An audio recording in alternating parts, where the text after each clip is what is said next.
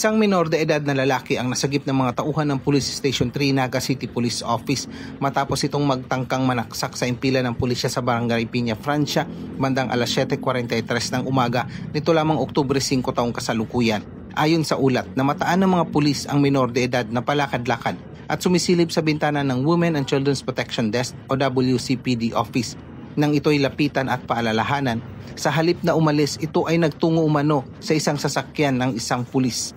Ngunit na inilipat ng pulis ang kanyang sasakyan, bigla umanong naggalit ang minor de edad at sa hindi malamang dahilan, kumuha ng isang basag na jealousy glass mula sa bintana ng WCPD office ang nasabing minor de edad at tinangkang saksakin ang mga pulis. Kita ko siya na may hawak ng patalim at balak na akong saksakin.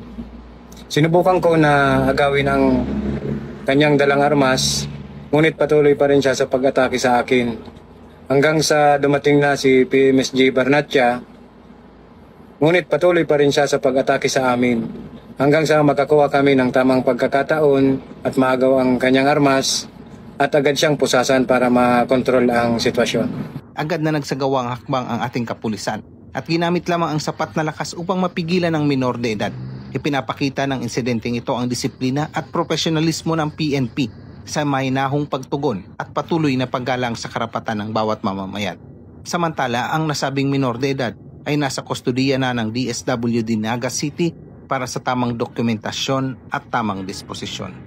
Ang aming ginawang aksyon ay sapat lang sa sitwasyon. Di na kami nag-atumiling gumamit pa ng dahas o idaan sa maras na pag-aresto.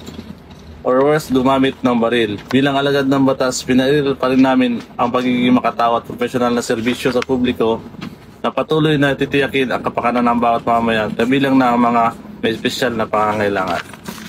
Dito sa Legazpi City, Albay, ako ang inyong PNN Correspondent Police Staff Sergeant Quintana, alagad ng batas, tagataguyod ng Balitang Pulis.